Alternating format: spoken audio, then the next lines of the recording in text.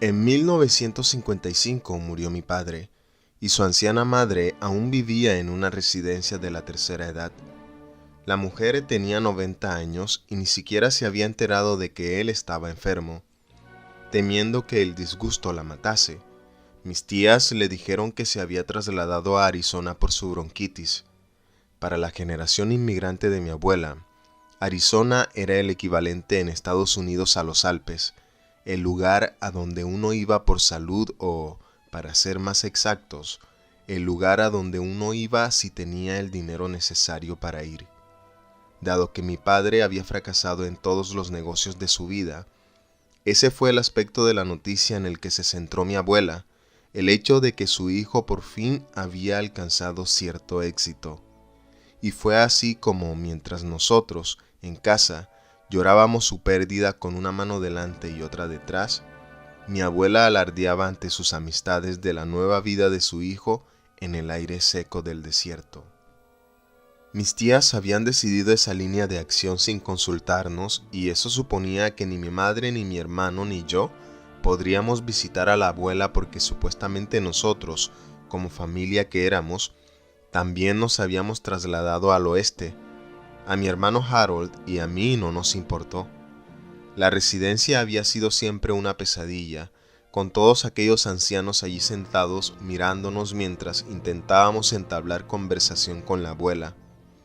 Ella tenía un aspecto espantoso, padecía un sinfín de males y se le iba la cabeza.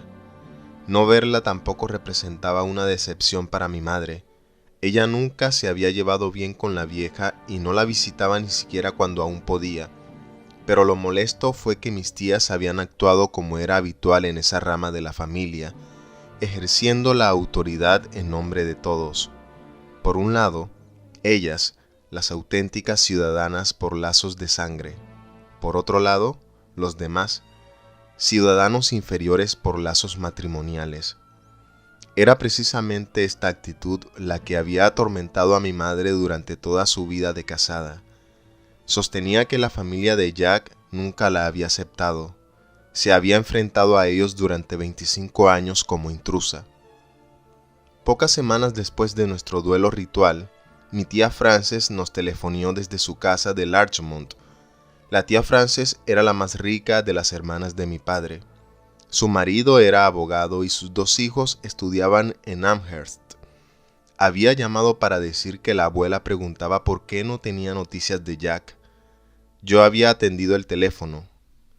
«Tú eres el escritor de la familia», dijo mi tía. «Tu padre tenía mucha fe en ti. ¿Te importaría inventarte algo?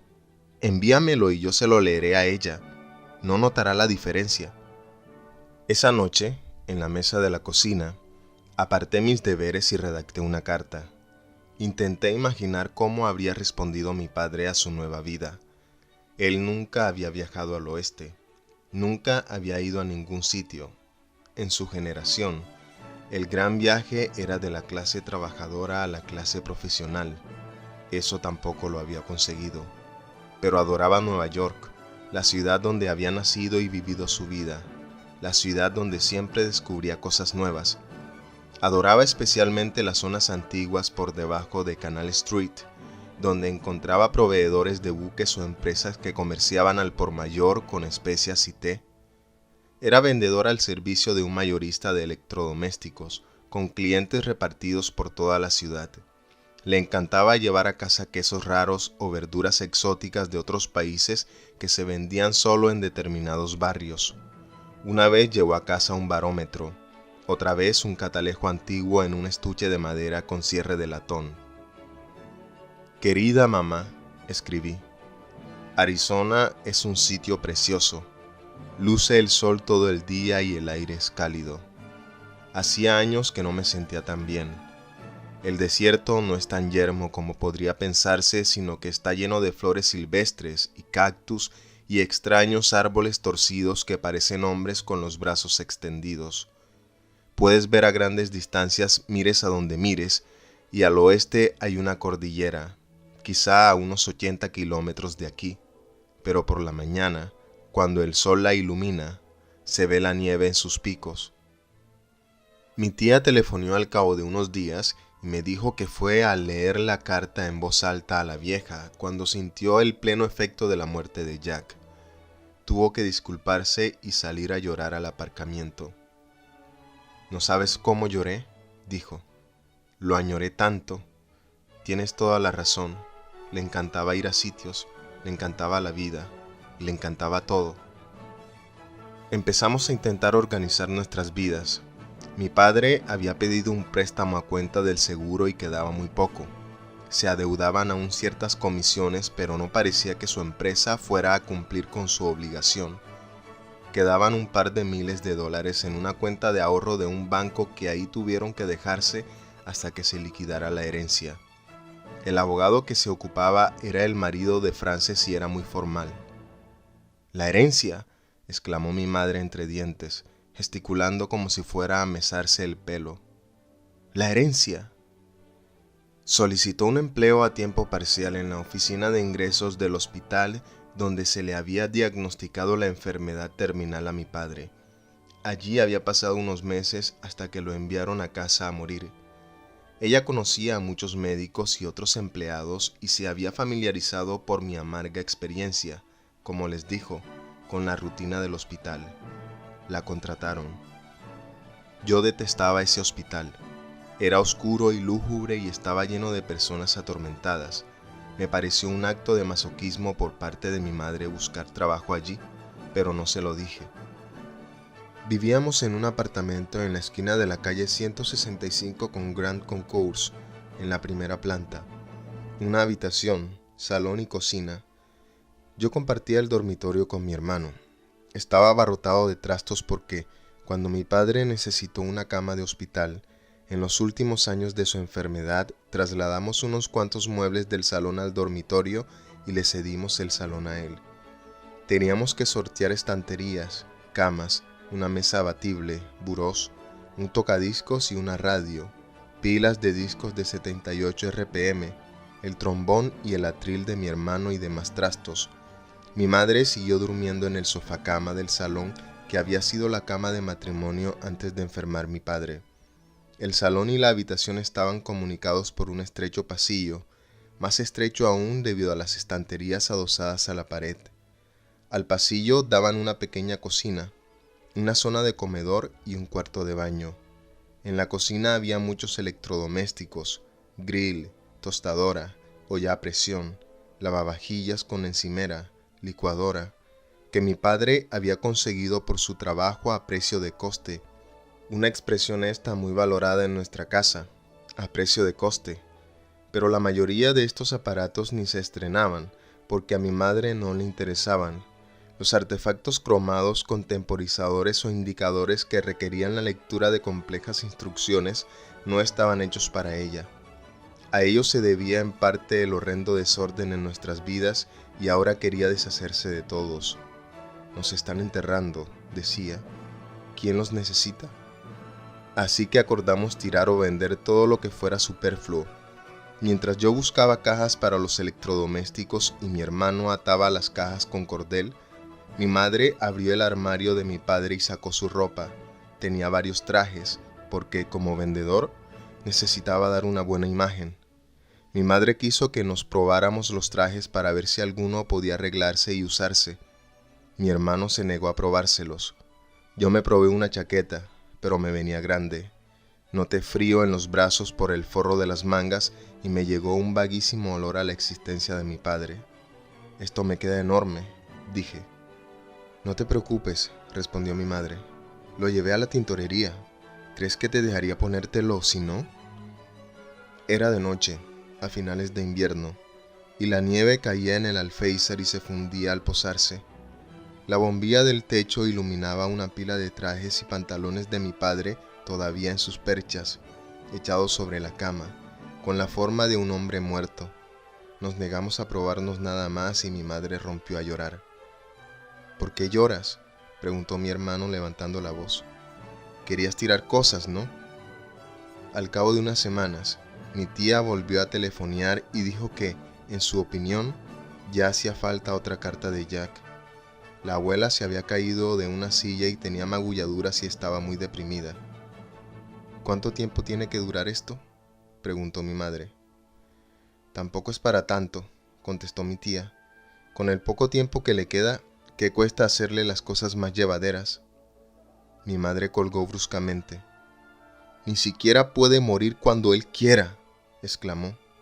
Mamá está por delante incluso de la muerte. ¿Qué temen? ¿Que se muera del disgusto? A esa no la mata nada. Es indestructible. No se moriría ni clavándole una estaca en el corazón. Cuando me senté en la cocina para escribir la carta, me costó más que la primera vez. No me mires, dije a mi hermano. Ya es bastante difícil. No tienes que hacer algo solo porque alguien quiere que lo hagas, dijo Harold. Era 2 años mayor que yo y ya había empezado a estudiar en la universidad pública, pero cuando mi padre enfermó, Harold pasó al turno nocturno y consiguió un trabajo en una tienda de discos. Querida mamá, escribí, espero que estés bien. Nosotros estamos todos de maravilla. La vida aquí está bien y la gente es muy amable e informal. Aquí nadie va con traje y corbata. Llevan solo un pantalón y una camisa de manga corta, a veces un jersey por la noche.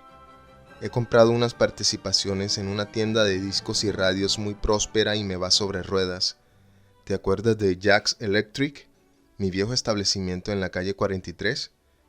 Pues ahora es Jack's Arizona Electric y también vendemos televisores. Envié esa carta a mi tía Frances y, como todos preveíamos, telefoneó poco después. Mi hermano tapó el auricular con la mano. Frances con su última reseña, anunció. Jonathan, eres un joven de mucho talento. Solo quería decirte que la carta ha sido una bendición. Se le ha iluminado la cara al leer esa parte sobre la tienda de Jack. Esa sería una manera excelente de continuar. Bueno, espero no tener que volver a hacerlo, tía Frances. No es muy honesto. Su tono cambió. ¿Tu madre está ahí? Déjame hablar con ella. No está, contesté. Dile que no se preocupe, dijo mi tía. Una pobre vieja que siempre ha deseado lo mejor para ella pronto morirá. No se lo repetí a mi madre, para quien aquello habría sido uno más en la antología familiar de comentarios imperdonables, pero, por otro lado, tuve que soportarlo yo, pensando que acaso aquel comentario fuera cierto. Cada bando defendía su postura con retórica, pero yo, que quería paz, racionalizaba los desaires y los golpes que se infligían mutuamente, manteniéndome neutral, como mi padre. Años atrás, su vida había caído en una sucesión de fracasos comerciales y oportunidades perdidas. La gran discusión entre su familia, por un lado, y mi madre Ruth, por otro, era la siguiente. ¿Quién era el responsable de que él no hubiera estado a la altura de las expectativas de los demás? En cuanto a las profecías, al llegar la primavera, se impuso la de mi madre. La abuela seguía viva. Un cálido domingo, mi madre, mi hermano y yo cogimos el autobús al cementerio Beth-El de Nueva Jersey para visitar la tumba de mi padre, situada en un pequeño montículo. Nos quedamos allí contemplando los ondulados campos salpicados de sepulcros. Aquí y allá, procesiones de coches negros circulaban por tortuosos caminos o corrillos de personas permanecían ante sepulturas abiertas. En la tumba de mi padre había plantados pequeños brotes de plantas de hoja perenne, pero no había lápida. Habíamos elegido y pagado una, pero justo entonces los canteros se declararon en huelga. Sin lápida, mi padre no parecía muerto con honor. No parecía debidamente enterrado. Mi madre miró la parcela junto a la suya, reservada para su propio ataúd. Siempre se creía muy superiores a los demás, dijo. Incluso antiguamente, en los tiempos de la calle Stanton, se daban aires. Nunca había nadie a su altura. Al final, ni siquiera el propio Jack estuvo a su altura, salvo cuando había que conseguirles cosas a precio de mayorista. Entonces sí estaba a su altura. Mamá, por favor, dijo mi hermano. Si lo hubiera sabido. Antes de conocerlo, ya estaba pegado a las faldas de su madre, y os aseguro que las faldas de Essie eran como cadenas. Teníamos que vivir cerca para las visitas de los domingos. Todos los domingos, la visita a Mamale. Así era mi vida. a todo aquello que le constaba que yo quería un piso mejor, cualquier mueble, un campamento de verano para los niños, ella se oponía. Ya sabéis cómo era vuestro padre. Cada decisión debía ser pensada y repensada, y no cambiaba nada, nunca cambiaba nada. Se echó a llorar. La ayudamos a sentarse en un banco cercano.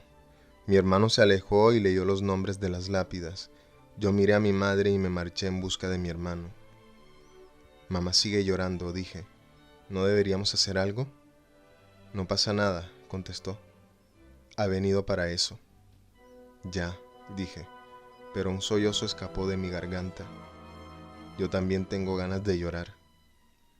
Mi hermano Harold me rodeó con el brazo. Fíjate en esta vieja lápida negra, dijo. Cómo está tallada. Se ve el cambio de la moda también en los sepulcros, como en todo lo demás.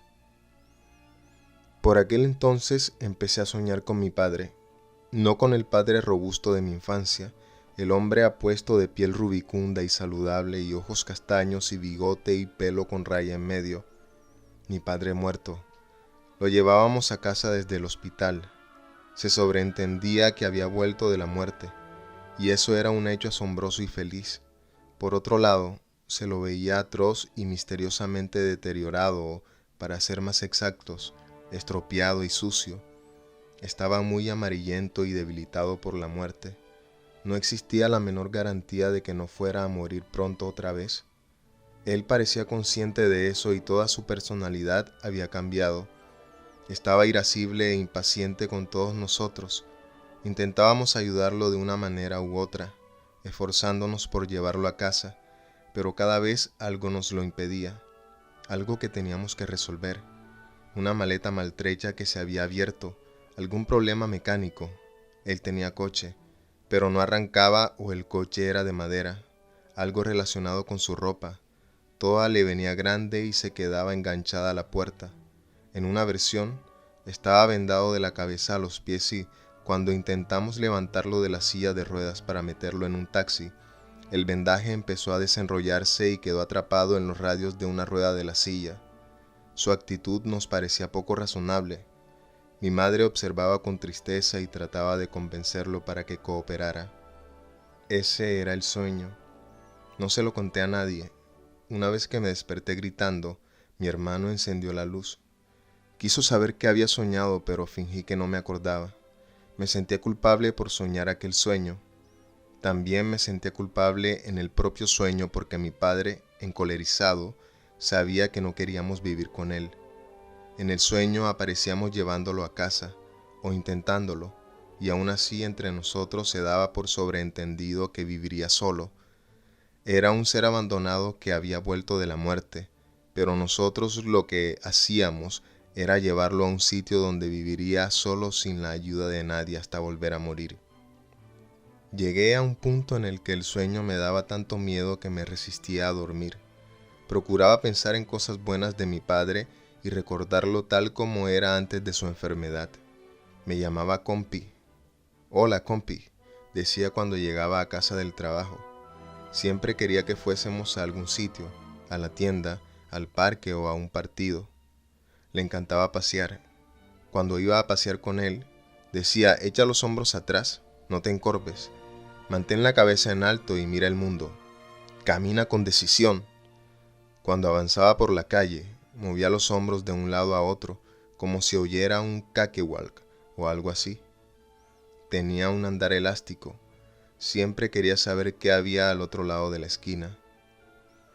La siguiente vez que me pidieron una carta coincidió con una ocasión especial en la casa. Mi hermano Harold había conocido a una chica que le gustaba y había salido con ella varias veces. La había invitado a cenar con nosotros. Llevábamos días preparando todo. Dimos a la casa un repaso general. Limpiamos todo lo que había a la vista. Quitamos el polvo de la cristalería y la vajilla buena acumulado por el desuso. Mi madre volvió temprano del trabajo para ponerse con la cena. Abrimos la mesa abatible en el salón y acercamos las sillas de la cocina. Mi madre vistió la mesa con un mantel blanco lavado y planchado y sacó su cubertería de plata. Era la primera celebración familiar desde la enfermedad de mi padre. La novia de mi hermano me cayó muy bien. Era una chica delgada, con el pelo muy liso y una sonrisa imponente. Parecía excitar el aire con su presencia. Resultaba asombroso tener a una chica vivita y coleando en casa. Miró alrededor y lo que dijo fue: «Vaya, nunca había visto tantos libros». Mientras mi hermano y ella se sentaban a la mesa, mi madre trajinaba en la cocina sirviendo la comida en fuentes y yo iba de la cocina al salón, bromeando como un camarero, con un paño blanco colgado del brazo y un elegante estilo de servicio, colocando la bandeja de judías verdes en la mesa con un floreo. En la cocina, a mi madre le brillaban los ojos. Me miró y movió la cabeza con un gesto de asentimiento y, con mímica, dio a entender las palabras: encantadora. Mi hermano se dejó servir. Temía lo que pudiéramos decir. Una y otra vez lanzaba miradas a la chica, se llamaba Susan, para ver si gozábamos de su aprobación. Trabajaba en una compañía de seguros y hacía un curso de contabilidad en la universidad pública. Harold se sentía sometido a una gran tensión, pero al mismo tiempo estaba entusiasmado y feliz. Había comprado una botella de vino de uva Concord para acompañar el pollo asado. Levantó la copa y propuso un brindis. Mi madre dijo: «Por la salud y la felicidad». Y todos bebimos, también yo. En ese momento sonó el teléfono y fui a cogerlo al dormitorio. «Jonathan, soy tu tía Frances. ¿Cómo estáis?» «Bien, gracias. Quiero pedirte un último favor. Necesito una carta de Jack. Tu abuela está muy enferma. ¿Crees que podrás?»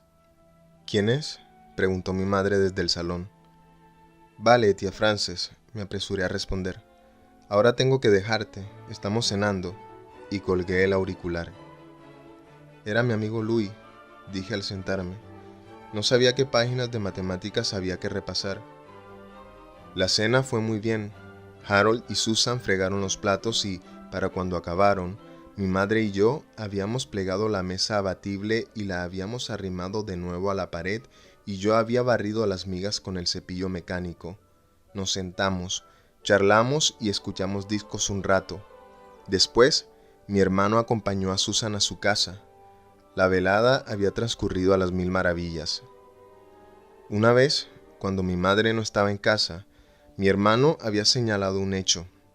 En realidad, las cartas de Jack no eran necesarias. «¿A qué viene este ritual?», dijo con las palmas de las manos en alto. «La abuela está casi ciega, está medio sorda y lisiada. ¿Acaso una situación así requiere realmente una composición literaria? ¿Necesita verosimilitud? ¿Notaría esa vieja la diferencia si le leyeran el listín telefónico?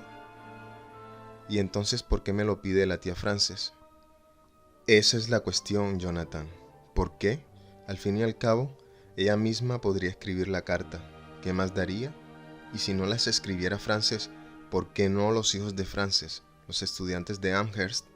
A estas alturas ya habrán aprendido a escribir». «Pero no son los hijos de Jack», repuse. «Ahí está», confirmó mi hermano. «La cuestión es el servicio. Papá se dejaba la piel consiguiéndoles cosas a precio de mayorista, consiguiéndoles gangas. Frances de Westchester necesitaba realmente cosas a precio de coste. Y la tía Molly, y el marido de la tía Molly y el exmarido de la tía Molly. Para la abuela, si necesitaba que le hicieran un recado, siempre lo tenían liado con algo. Nunca dieron importancia a su tiempo, nunca pensaron que cada favor que le hacían era un favor que él tenía que devolver. Electrodomésticos, discos, relojes, porcelana, entradas para la ópera, cualquier cosa, llamemos a Jack. Para él era una cuestión de orgullo poder hacer algo por ellos, dije, demostrar que tenía contactos. «Ya, me pregunto por qué», comentó mi hermano. Miró por la ventana. De pronto tomé conciencia de que me estaban enredando. «Tendrías que usar más la cabeza», dijo mi hermano. Aún así, una vez me había comprometido a escribir otra carta desde el desierto y cumplí. Se la envié a la tía Frances. Unos días más tarde, cuando llegué del colegio, me pareció verla sentada en su coche delante de casa. Estaba al volante de un Buick Roadmaster negro, un automóvil muy grande y limpio con neumáticos de banda blanca. En efecto, aquella mujer era la tía Frances. Dio un bocinazo al verme. Me acerqué y me agaché junto a la ventanilla. «Hola, Jonathan», dijo. «No tengo mucho tiempo. ¿Puedes subir al coche?» «Mamá no está en casa», contesté. «Está en el trabajo». «Ya lo sé. He venido para hablar contigo». «¿Quieres entrar en casa?» «No puedo. Tengo que volver a Larchmont. ¿Puedes subir un momento, por favor?» Subí al coche. Mi tía Frances era una mujer guapa de pelo cano, elegantísima, vestía con buen gusto. A mí siempre me había caído bien y, desde niño, se complacía en decir a la gente que parecía más hijo de ella que de Jack. Llevaba guantes blancos y, mientras hablaba, tenía las manos en el volante y miraba al frente, como si el coche estuviera circulando y no estacionado junto al bordillo. «Jonathan», dijo, «ahí está tu carta, en el asiento. Huelga decir que no se la he leído a la abuela. Te la devuelvo y no diré nunca una sola palabra a nadie. Esto es un asunto entre tú y yo. No esperaba tal crueldad de tu parte. No imaginaba que fueras capaz de un acto tan intencionadamente cruel y perverso». Callé. «Tu madre alberga un gran resentimiento y ahora veo que te ha envenenado a ti con él. Siempre ha guardado rencor a la familia. Es una persona muy obstinada, muy egoísta». «No es verdad», repliqué. «No esperaba que estuvieras de acuerdo. Volvió loco al pobre Jack con sus exigencias. Siempre andaba con las más altas aspiraciones y él nunca era capaz de realizarlas a la entera satisfacción de ella. Cuando Jack aún conservaba la tienda, tenía en plantilla al hermano de tu madre, bebedor empedernido. Después de la guerra, cuando empezó a ganar un poco de dinero, tuvo que comprar a Ruth una chaqueta de bisón porque ella quería una a toda costa. Él tenía deudas, pero ella no podía pasar sin su bisón. Mi hermano era una persona muy especial. Debería haber logrado algo especial, pero quería a tu madre y consagró su vida a ella. Y a ella lo único que le preocupaba era no ser menos que el vecino». Observé el tráfico que circulaba por Grand Concourse. Unos cuantos niños esperaban en la parada del autobús de la esquina. Habían dejado los libros en el suelo y hacían el ganso por allí. «Lamento tener que rebajarme a esto», dijo la tía Frances. «No me gusta hablar de la gente así. Si no tengo nada bueno que decir sobre alguien, prefiero no decir nada. ¿Cómo está Harold?» «Bien». «¿Te ayudó él a escribir esta maravillosa carta?» «No». Tras un momento preguntó con tono menos severo: «¿Cómo os va?» «Bien. Os invitaría a reuniros con nosotros en Pascua, pero no creo que a tu madre le guste la idea». No contesté. Puso el motor en marcha. «Me despido ya, Jonathan. Coge tu carta. Espero que dediques un tiempo a pensar en lo que has hecho». Esa tarde, cuando mi madre llegó a casa del trabajo, vi que no era tan guapa como la tía Frances. Hasta entonces había creído que mi madre era una mujer atractiva, pero en ese momento vi que le sobraban algunos kilos y lucía un peinado anodino. «¿Por qué me miras?», preguntó. «No te miro». «Hoy me he enterado de algo interesante», dijo mi madre. «Puede que tengamos derecho a una pensión de veterano de guerra por el tiempo que tu padre pasó en la marina». Eso me cogió por sorpresa. Nadie me había contado que mi padre hubiese servido en la marina. «En la Primera Guerra Mundial», explicó ella. «Estuvo en la Academia Naval de Webb, a orillas del río Harlem. Se preparaba para ser alférez, pero terminó la guerra y no llegaron a asignarle destino». Después de la cena, los tres registramos los armarios en busca de la documentación de mi padre con la esperanza de encontrar una prueba que pudiera presentarse a la Administración de Veteranos. Dimos con dos cosas: una medalla de la victoria, que según mi hermano recibieron todos por su servicio en la Gran Guerra, y una sorprendente foto en sepia de mi padre y sus compañeros de tripulación en la cubierta de un barco. Vestían pantalón de pata ancha y camisetas e iban armados con fregonas y baldes, escobas y cepillos. «No sabía nada de esto», dije sin poder evitarlo. No sabía nada de esto. Lo que pasa es que no te acuerdas, señaló mi hermano. Reconocí a mi padre. Estaba al final de la fila, un chico delgado, guapo, con una espesa mata de pelo, bigote y un semblante risueño e inteligente. Tenía un chiste, contó mi madre. Al buque escuela lo llamaban SS Estreñimiento, porque nunca se movía.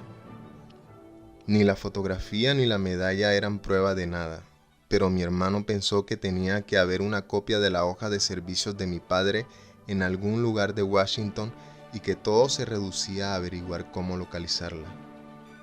La pensión no sería gran cosa, dijo mi madre, $20 o $30, pero desde luego ayudaría. Cogí la fotografía de mi padre y sus compañeros de tripulación y la apoyé contra la lámpara de mi mesilla de noche. Examiné su rostro juvenil e intenté relacionarlo con el padre al que conocía. Miré la foto un buen rato. Solo poco a poco mi mirada estableció el vínculo entre ella y la colección de grandes novelas del mar dispuesta en el estante inferior de la librería, a pocos metros de mí. Mi padre me había regalado esa colección a mí. Todos los libros estaban encuadernados en verde con letras doradas e incluían obras de Melville, Conrad, Víctor Hugo y el capitán Marryat. Y sobre los libros, encajonado bajo el estante alaviado superior, estaba su antiguo catalejo, en el estuche de madera de cierre metálico.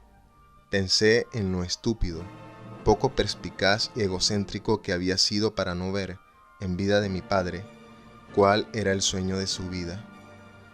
Por otro lado, había escrito en mi última carta desde Arizona, la que tanto había enfadado a la tía Frances, algo que podía permitirme, a mí, el escritor de la familia, juzgarme con menos severidad. Concluiré reproduciendo aquí la carta íntegramente.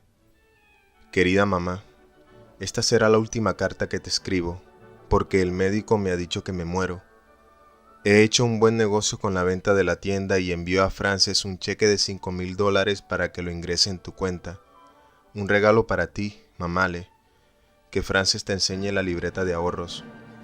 En cuanto al carácter de mi mal, los médicos no me han dicho qué es, pero me consta que sencillamente me muero por una vida equivocada. Nunca debería haber venido al desierto. No es el lugar para mí. He pedido a Ruth y los chicos que incineren mi cuerpo y esparzan las cenizas en el mar. Tu hijo que te quiere, Jack.